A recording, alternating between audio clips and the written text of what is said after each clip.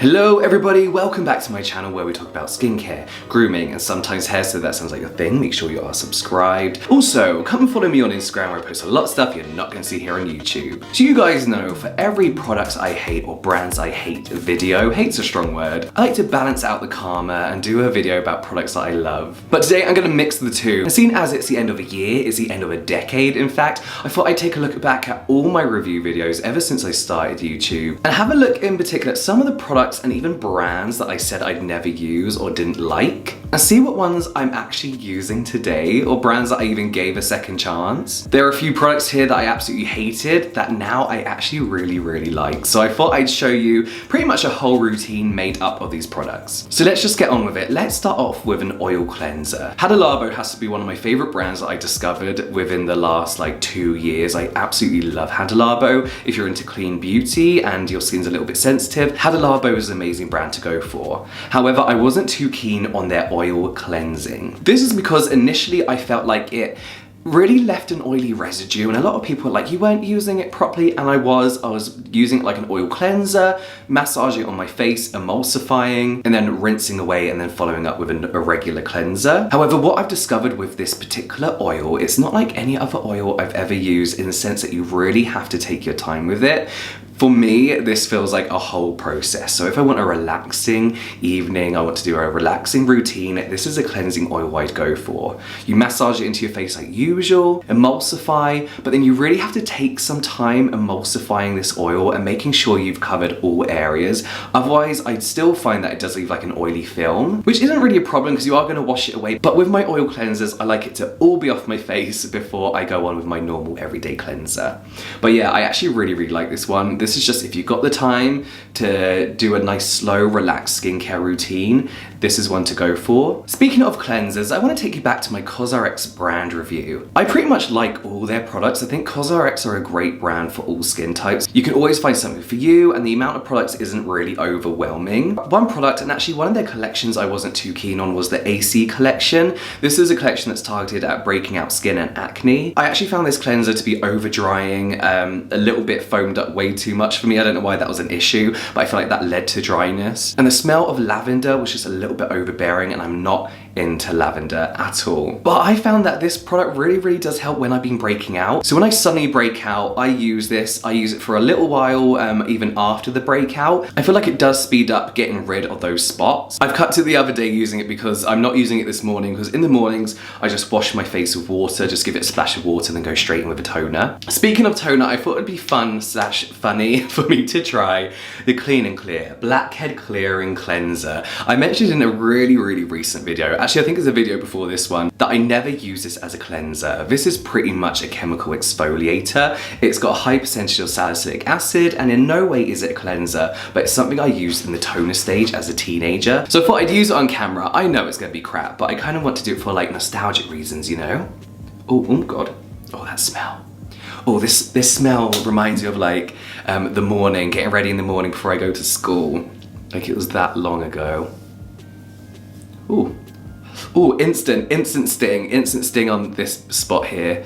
Okay, I'm just gonna use it on my T-zone because my cheeks are very dry. This reeks, it's like a very strong alcohol smell. It's actually kind of like a little bit, what's the word? Is a little bit hand sanitizer-y. I don't really like it. This is one of those products where when I was younger, I was like, oh, it's stinging, it's working. Well, it's definitely stinging. I'm not sure what it's doing for me though. That smells kind of nostalgic. Like I do feel like having it around just to sniff it every so often. That's weird. But you know, this is pretty much a chemical exfoliator. So what I think I'll do is I'll keep using it 2 to 3 times a week just on my nose, where I do get very blackheady and sebaceous filamenty. And let's see how it does as a chemical exfoliator. Definitely not using it as a cleanser.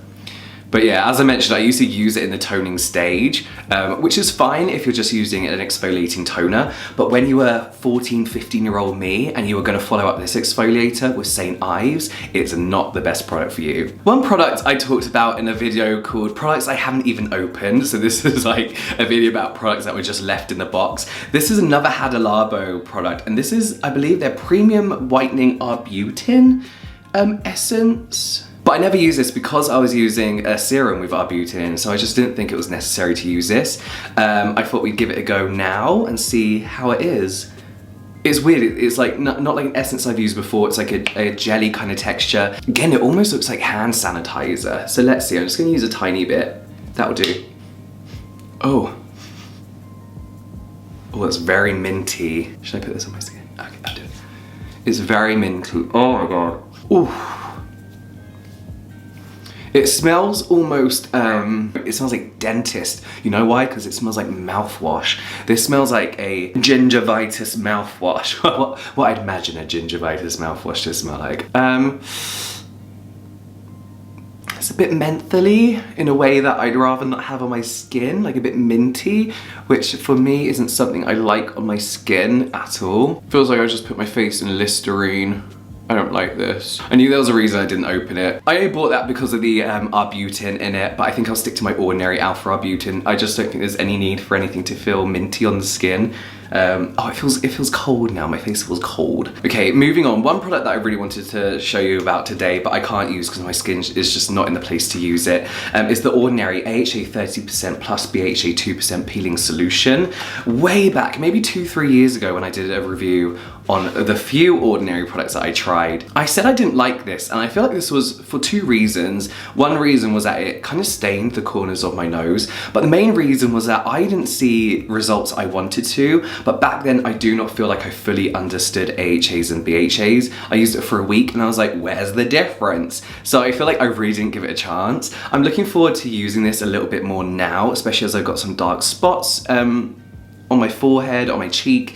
I'm looking forward to using this a bit more. Unfortunately today, my skin is a little bit sensitive, so I'm not gonna risk using this. I used it yesterday when I tried to film this video initially, and it stung my skin a little bit too much and had to rinse it off pretty much instantly. But I've seen so many people over on Instagram using it and loving it, so many people here on YouTube reviewing it and loving it as well, that now I feel I have a better understanding of what AHAs and BHAs are meant to do and how they work. I feel like I could appreciate that product a lot more. So one of the first videos I ever did, like brands I'd never review, popular brands I'd never review, I talked about Clinique. Clinique for me, it was just not a product that I felt was aimed at me as a brand. I felt like it was quite old-fashioned, and I was surprised about how many people actually agreed with me. However, those people that agreed with me did also say that you have to try the Clinique ID serums. These are serums that you kind of customize yourself. So you pick a base, then you pick an active and you put them together, then you create your own serum. So I thought this actually sounds really good. So I actually bought it. I chose a Clinique ID Dramatically Different Hydrating Jelly because in winter, all year round, actually, my skin craves hydration. And then I went for the uneven skin texture active bit on the inside. That's basically an AHA. And I've been using this. I ordered this like a week after that video because everyone was like, you have to try it. And I've absolutely been loving it. Like, I really, really like it. My skin's usually a little bit damper when I use this product. I'm not usually talking on camera or using Clean and Clear, but I do 2 pumps. I find that's enough. Quick mix and then just press on the face. And I have to be honest with you, there's no way, like, I don't dislike it in any way. My problem is, I don't feel like I need an AHA at this stage, only because of some of the other products I love.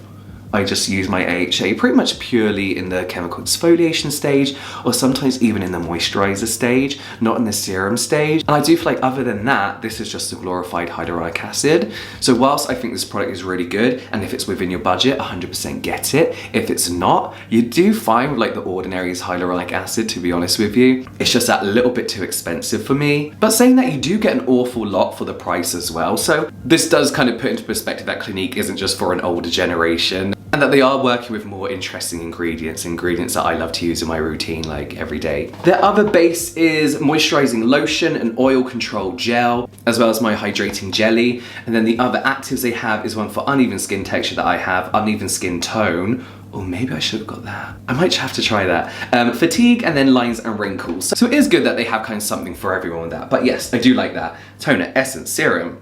Okay. In one of my videos, popular brands I'll never review, I talked about Cerave. This kicked up such a fuss and people were so angry with me, despite the fact of me constantly repeating that I think Cerave is an amazing brand and that I still recommend it to people, and that I think if you have any problems with your skin, you should just use Cerave. People still attacked me as though Cerave was their mum. Do you know what I mean? They came for me like I was insulting their mum. One thing that people got really annoyed about was the fact that I talked about how boring I found their packaging. In no way did I link boring packaging equaling a bad product. I just said for me, this looks a bit medicinal.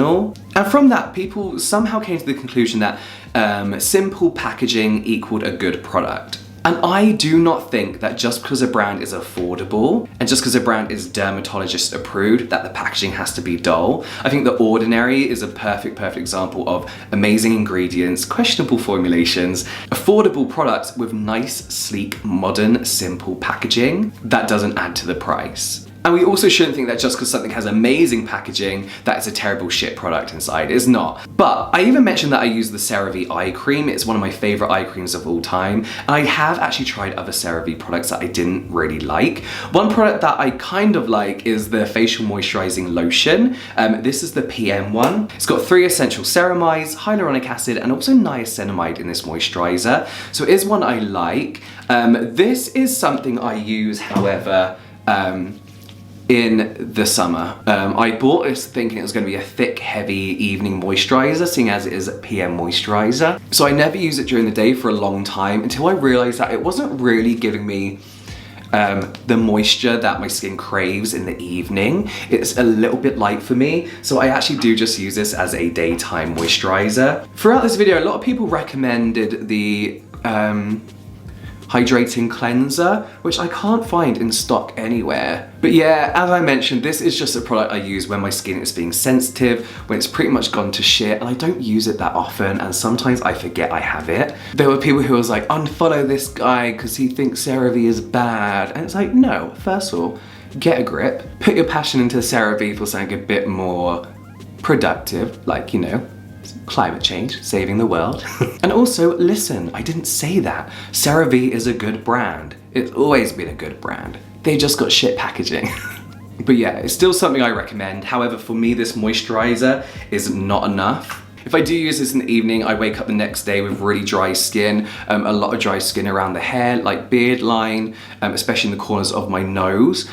So for me, it's not an evening moisturizer, it's a morning moisturizer. But because it's lightweight, I will use it in the evening in the summer when it's like a little bit warmer and my skin can't really take those like overnight thicker moisturizers. But guys, it's just skincare. Like, let's not worry ourselves too much about it. Finally, I want to talk about Some by Me, and this is their Miracle Toner, their AHA, BHA, PHA Miracle Toner that I talked about in an overhyped skincare product video. Again, a lot of people thought I was saying the product was bad. It's not, it's just overhyped. I think it's as good as any other AHA, BHA, PHA combination toner.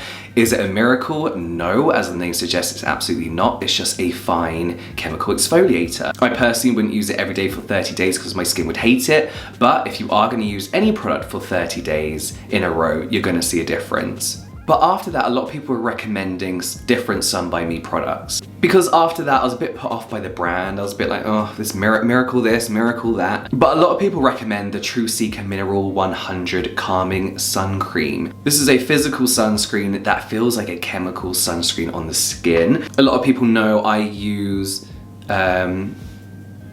chemical sunscreens. Because of my oily skin, my skin can't really take these mineral sunscreens. So I'm always looking for a miracle sunscreen. Mineral sunscreen that feels like a chemical sunscreen, just so it sits well on my skin. And I think I found it in this. Whilst it does look like it goes on the skin like completely white to begin with, that is because I use a lot. It does rub in quite well. The only thing I could really do without is the tea tree in this. I just feel like it's a real unnecessary, like, ingredient that for me doesn't really make sense in a sunscreen. But what I will do still is use a different sunscreen along the beard line, a chemical sunscreen like my Biore or Crave Beauty one, because it just doesn't play well around the hairline. But on my exposed skin, I do like the coverage that this gives my skin. My skin does look a little bit white, but give it 10 minutes and it completely like just settles on the skin and it doesn't look so like chalky and white. It looks worse on camera, I have to admit. I'm looking at myself now and thinking, what the hell? But yes, when my skin is feeling sensitive like it is now and I'm breaking out a little bit, I don't like using chemical sunscreens because it can make my skin itch a little bit and feel even more irritating on the skin. So I do like to go for a mineral sunscreen in that case, and this one has been really, really, really good. This, by the way, SPF 50 plus PA4 pluses. Dermatologist tested, which we know doesn't mean shit. But I actually really like this, and I do have a few more Sun by Me serums. Going into 2020, I'm gonna keep making videos about products I like and products I dislike, because I think they're both as important as each other. And judging by views and retention time, a lot of people enjoy the dislike videos. But I will have a bit more variation in my content coming in 2020. A lot of stuff from my twin brother, who a lot of people are just discovering, and a lot of you are just discovering me as well, and realizing we're not the same person. So yes, stick with me in 2020. I think this is going to be my last video before Christmas. So happy holiday season, whatever it is that you celebrate. I'll see you once more before the new year. But before you go, let me know in the comment section what products and brands that you've given a second chance that you now really, really like. Products you hate even, that you now cannot live without, or just generally use. But yeah, that is it from me now, guys. I will see you next time.